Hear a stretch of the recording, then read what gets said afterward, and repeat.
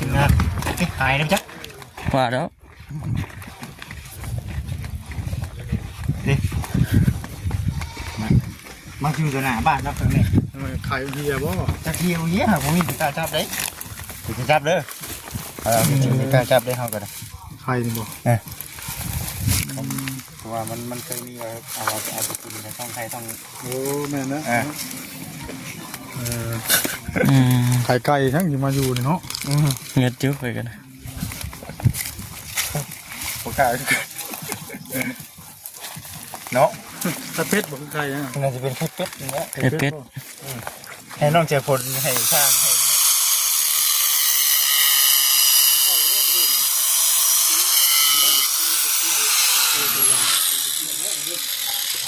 คือบุเดชเทพทีนี้เนาะช่างนี่บุใส่หมวกใส่กุ๊บเลยเนาะ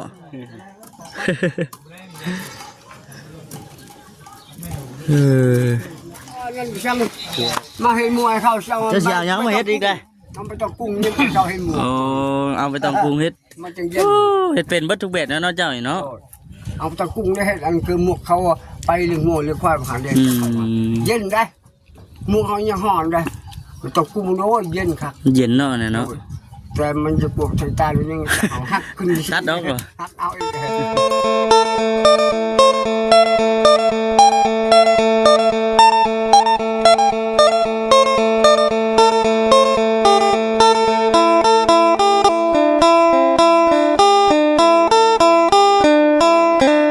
มาแล้วคุณเอาพี่น้องไปทักทายสบายดีอีกทีหนึ่งพี่น้องสบายดีสบายดี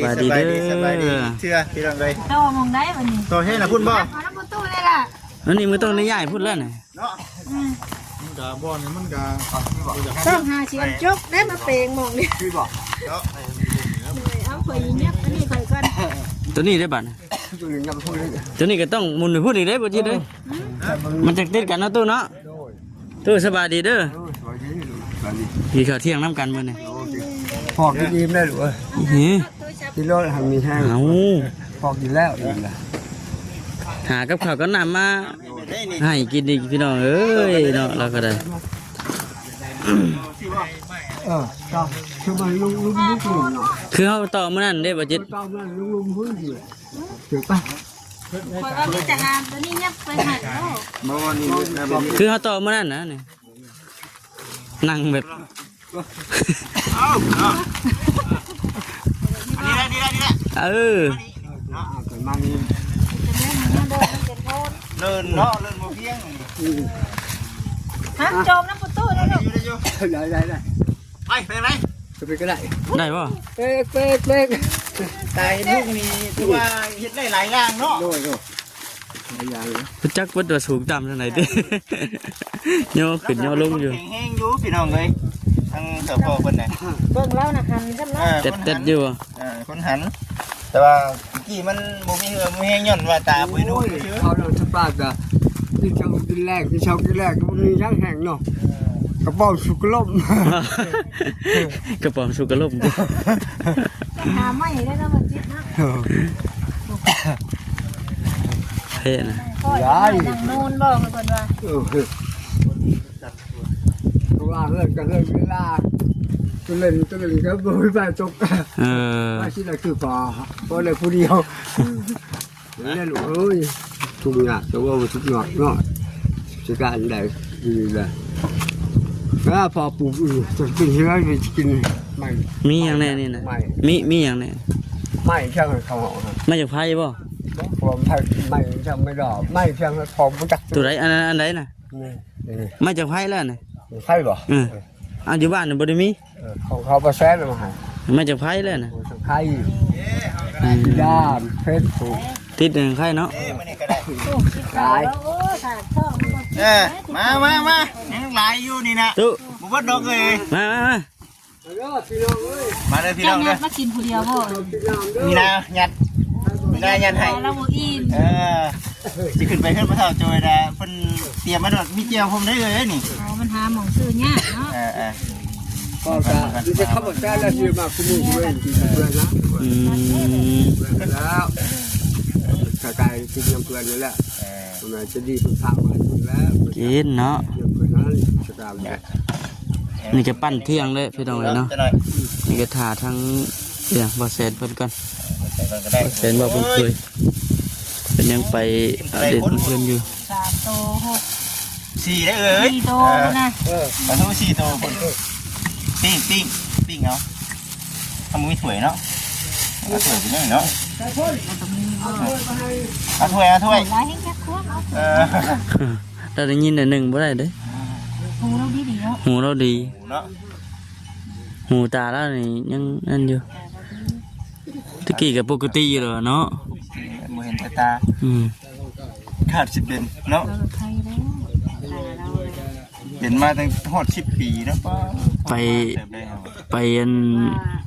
ตาเรามันยังเราเว้านะเนาะ เราไปเฮ็ดเตาแล้ว ลวกซื่อ หมู่หดน้ำมอดไฟเราอะ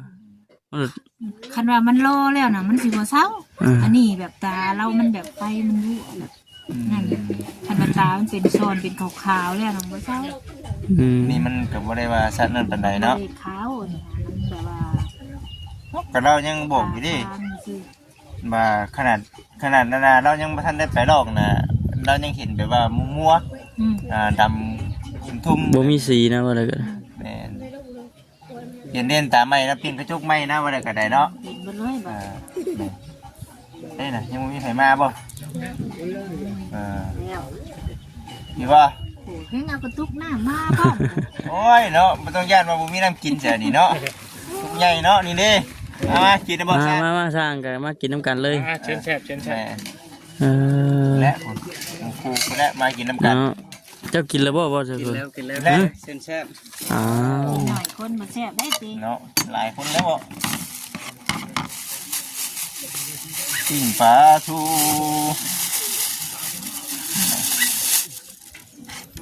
เพิ่นสิลุยเวียกต่อได้ถึงสร้างเพิ่นสิ อยู่ได้บ่ เทคานจักเบิ่ง ผักกระดอนมาได้ มัดเล็กแล้วก็แม่นเทคาน อันนี้มันเป็นบ้านของเราจิ สนนไซ บ้านสนุนไซ บ้าน เนาะ ถนนใช่ เมืองหยังวะ สะพานบ้าน หมู่แม่หมู่แม่เนี่ยเนาะแถวพลานน่ะ เมืองพลานไซเนาะพลานเด้อ เมืองพลานไซคนละอย่างเลยเด้ อย่างนี้เนาะ ใช่แขวงสวรรณเขต อื เนาะ ม แขวงสวรรค์เฮานี่นี่เนาะ คุณพ่อใส่แดนเวียดพุ่นแล้วเห็นเนาะนี่เนาะ กับข้าวเย็นนี่ได้นี่ดิ ผ้าเข่านี่เนาะคักแท้นี่ ขอบคุณเคยได้สามาแล้ว ถ่ายคลิปบ่ บ่นะล้างมือได้เฮา นั่ เด้ งถ่าผ้าเข่าเบิดก่อนได้นี่เนาะ นั่งถ่าบ่คือย่างถ่าเด้จักหน่อยติ มามาเด้อเนาะมา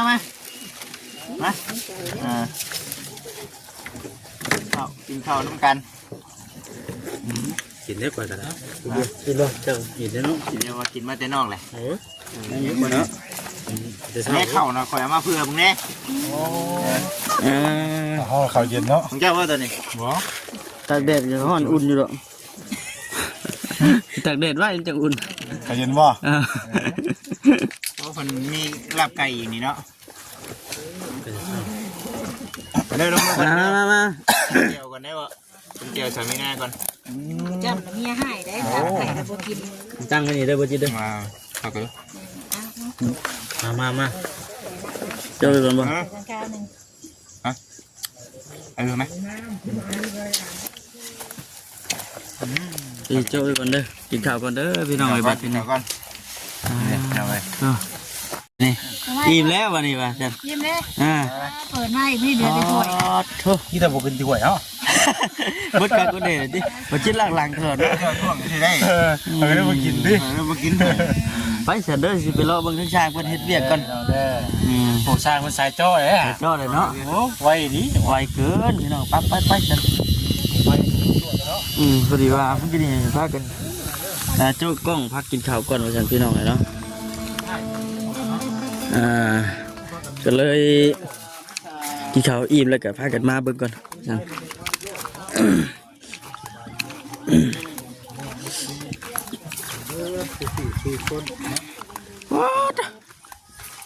ลุยเลยเนาะ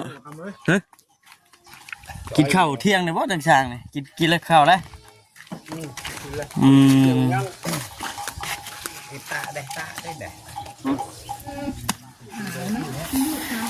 เจาะเสาบ่บัดนี้ แม่น แทงปูนแทงเสาโอ้มีไฟแล้ววันนี้เนาะอ๋อพอดีเทิงพอดีเลยนี่เนาะสายไฟ สายไฟใช่ป่ะผู้หันบ่ แม่น เออ สายไฟสร้างเพิ่นนั่นแหละ เขาไปเพื่อนเขาแซ่ ตู้ไม่ใช่คือแข่งเด็กแข่งง่ายมาก เอาเงินให้เพื่อนนั้น เปียกาไฟ โดย200,000 200,000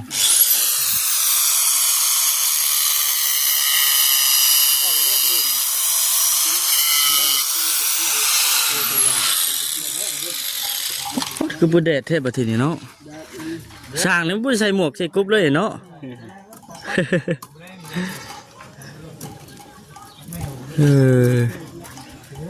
ถือว่ารวดเร็วอยู่เลยพี่น้องเลยเนาะ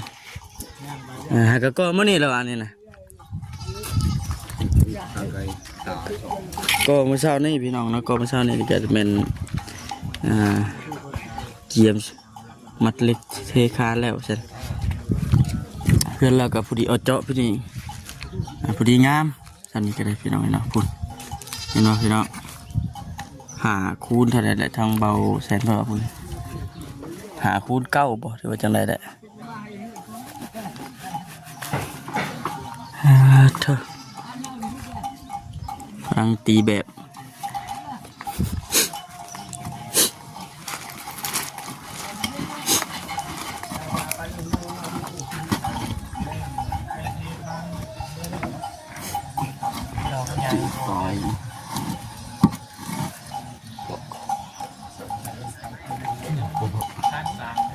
ดึกตะปูบ่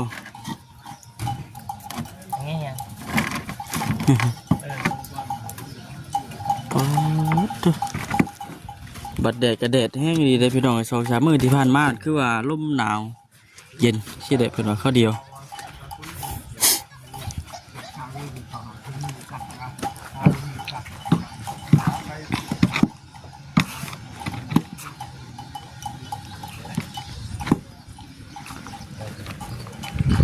แต่คือจะว่ายังสิได้เกาะออกมาอยู่นี่เด้อพี่น้องเลยเนาะ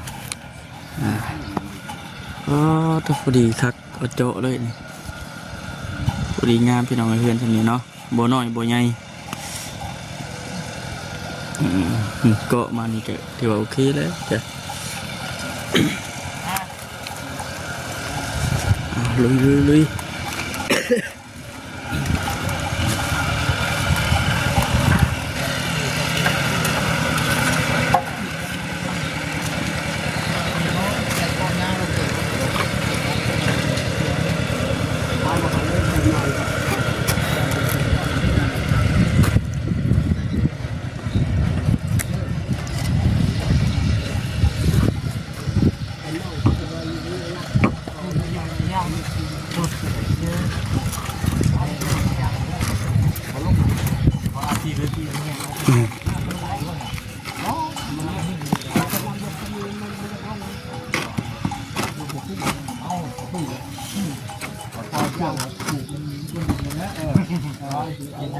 ใช่ไหม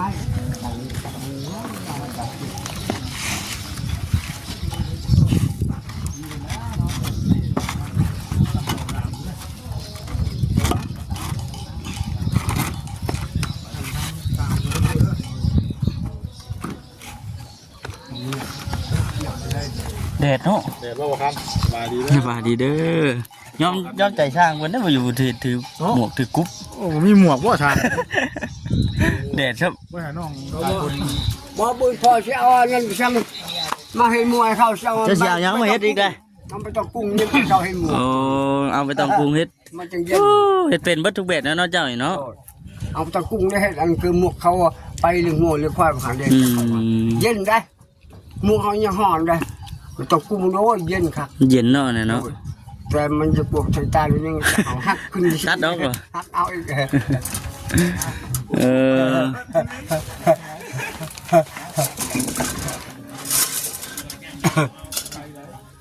คือได้คือว่าทางบริษัทมาซื้อมองมาให้ โดย เสป่าใช่มีเซมีหวยบ่ทัน มีเสมีหวย เซบ่ เสกุ้งกาม เซกุงกาม หวยกับหวยมะลู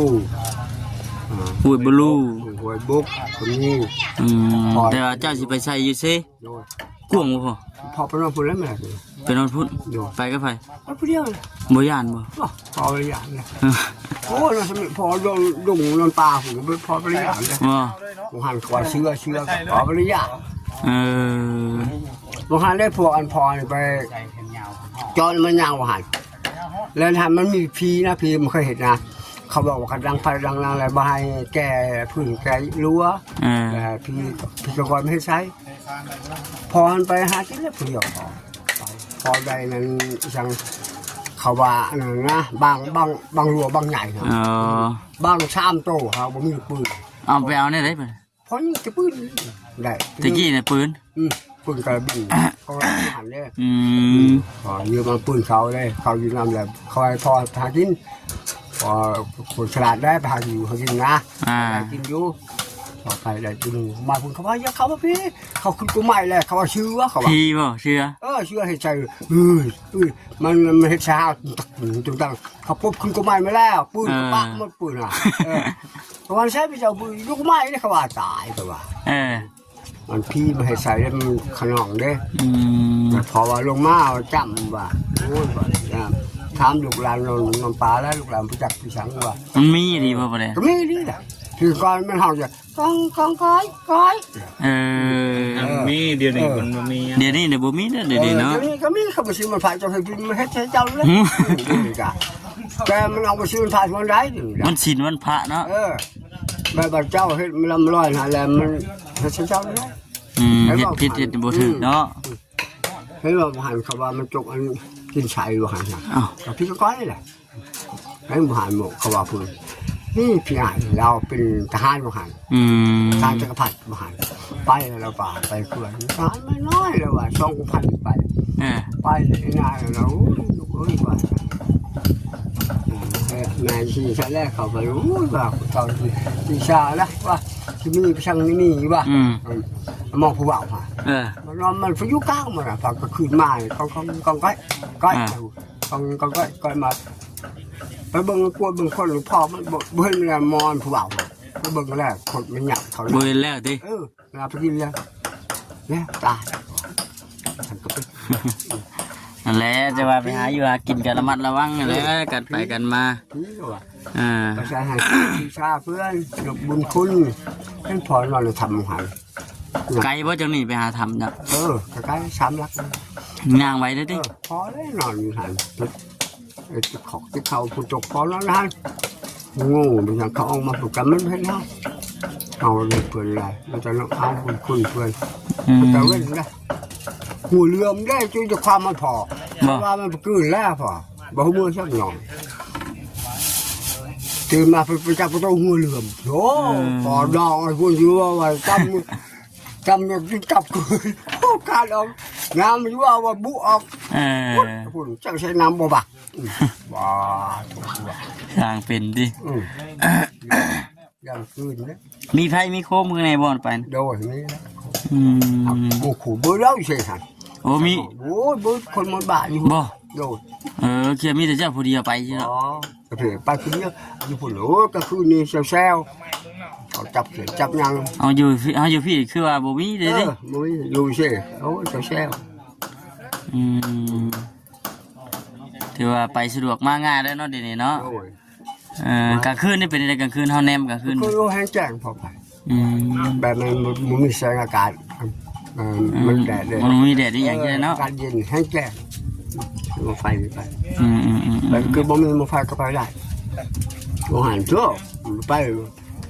มันก็ตามหาอยู่แล้วเด้อ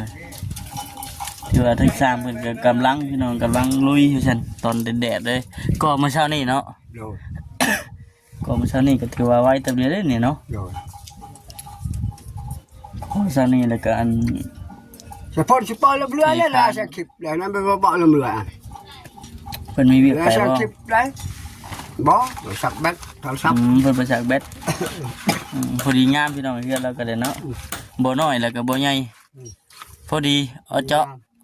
โอ้ยพอดีสิได้ปะสิได้เนาะโอ้ยบ่กล้าไปปะบ่กล้าไปจังได๋แล้วบัดนี้อย่างตัวนี้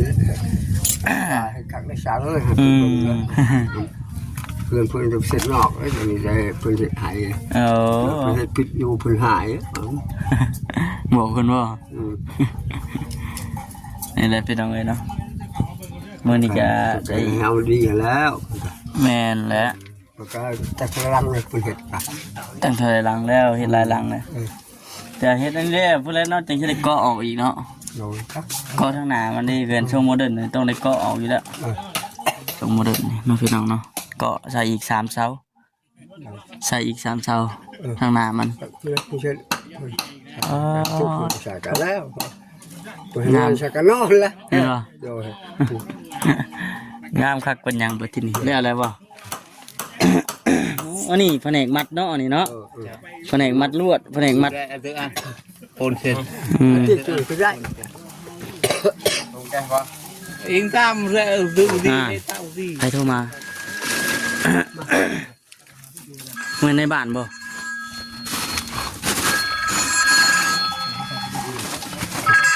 ใครถูก โอ้เฮ้ยเขามาเต็มมันนี่เลยเฮือนนี่แล้วนี่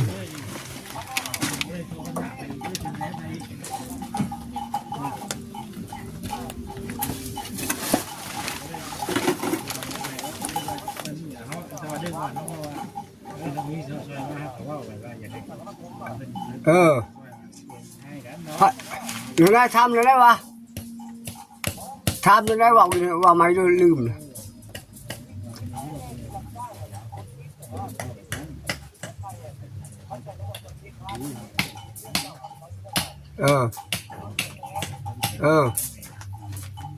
รถละแสน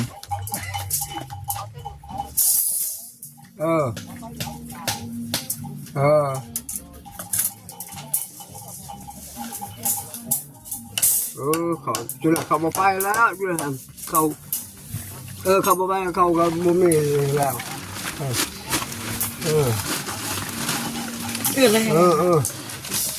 โดยโดย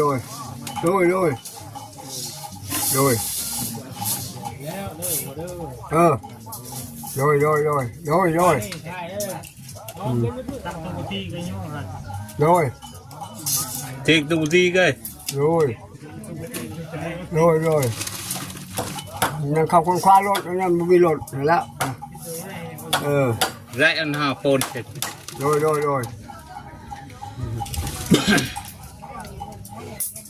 โอ้กำลังจบแล้วมันอยู่มันยังเส้นเลยเส้นขึ้นฮะได้บ่5 เส้นบ่5 เส้นแล้วเขาขึ้นชูเขาว่ารถใหญ่หัวรถใหญ่ก็2 รถแล้วจะเต็ม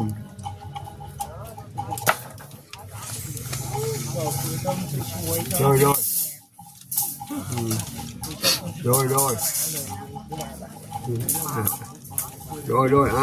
โชคดีอยู่ซ้ายอยู่ตรงส้นบ่โอ้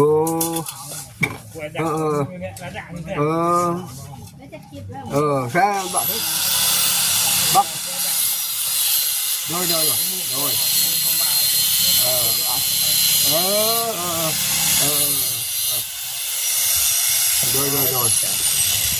แต่อันบ้านบักอันนั้นซองเป็นลำลูกกันบ่บักอันนั้นนะฮะเป็นลำเจ้าบ่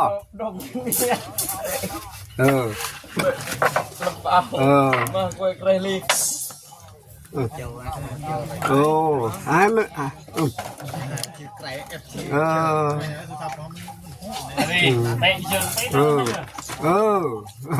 ตายยังตายเนาะไปตรงโอ้เลยโดนแล้วพวกพ่อว่าคือสงสารว่าพวกพ่อ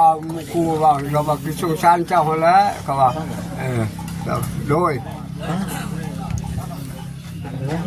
โดยโดย